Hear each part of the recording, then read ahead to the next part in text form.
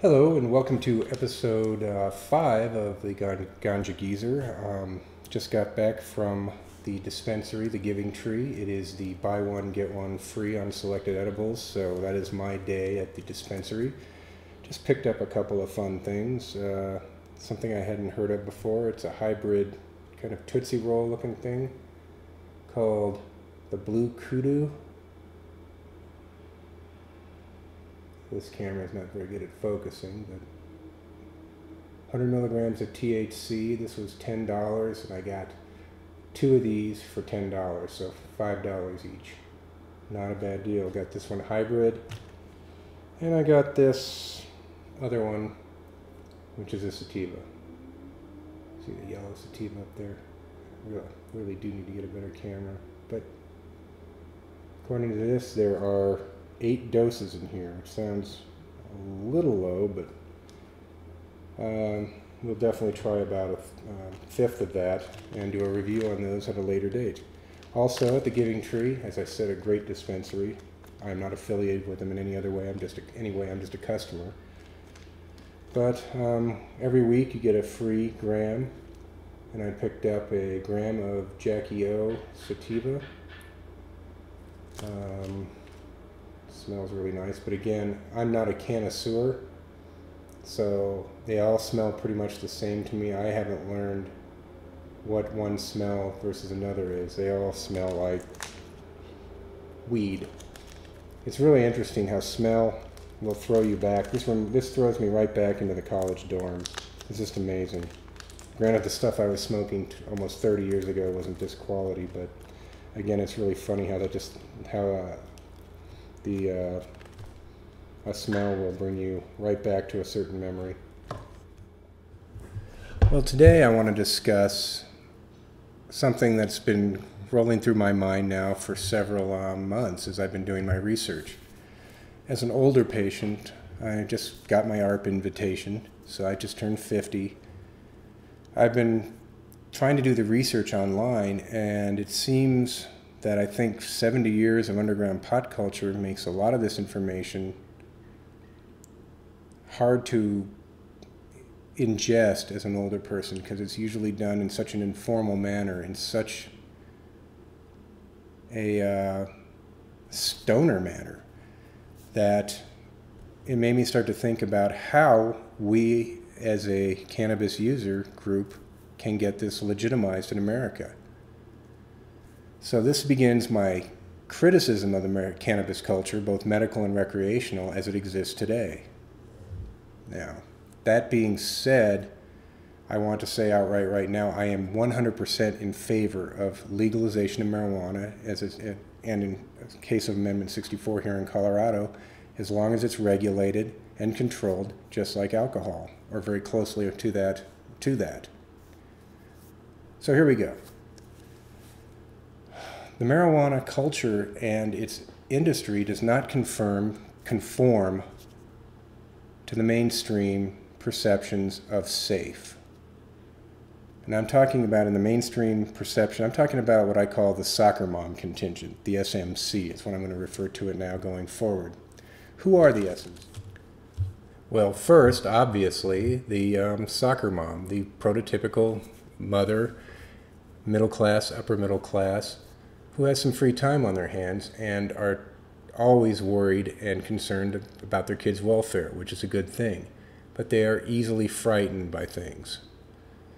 Also, you've got your religious folks, your rigid religious folks who, well, the government says it's bad, so therefore it is bad.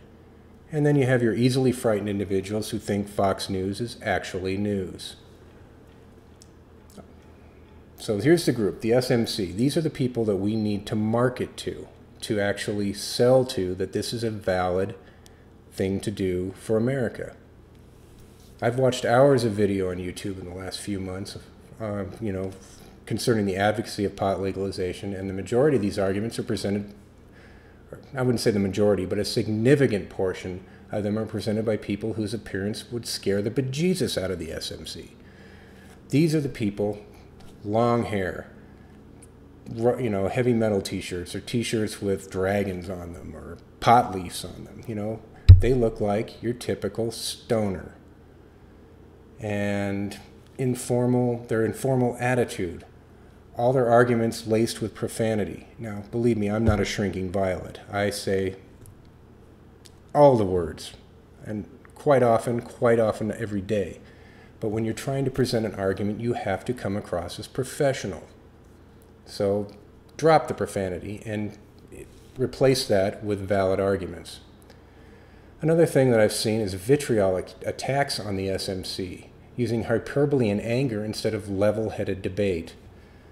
Quit calling them fascists and the evil government and Nazis. You know, look up Godwin's laws. When you use Nazi, you've lost the argument. From what I've seen, NORML, N-O-R-M-L, the National Organization for the Reformation of Marijuana Laws, is the best and oldest group out there representing my wishes and your wishes for the legalization of cannabis. So what can be done to improve the image of stoners in the U.S.? Well, number one, stop referring to yourself as stoners. You use it recreationally, fine, but stoners is not going to make the SMC happy. That's going to keep them with their arms folded and resistant to any argument. Also, clean up your appearance. Cut your hair, dress better. This is an old man. Get off my lawn. And another thing I'm finding is the flippant, this comes from 70 years of marijuana culturing in the underground, but the flippant names that these what are medicines for me are these monikers they have. Last week I was at the Giving Tree, again a great dispensary, but their names of their strains are just as what I consider immature as everybody else's. Durban Poison. Let's watch a soccer mom's head explode when she sees on Fox News somebody referring to Durban Poison being sold within 2,000 feet of her kid's elementary school. Or bubblegum. There's another interesting one. I mean, that's great, you know, to an adult, it's bubblegum. But let's watch a soccer mom react to that saying, they're marketing to children. They're calling it candy. They're saying it's safe, just like bubblegum. So that's something I think really needs to be addressed, is how we name these products.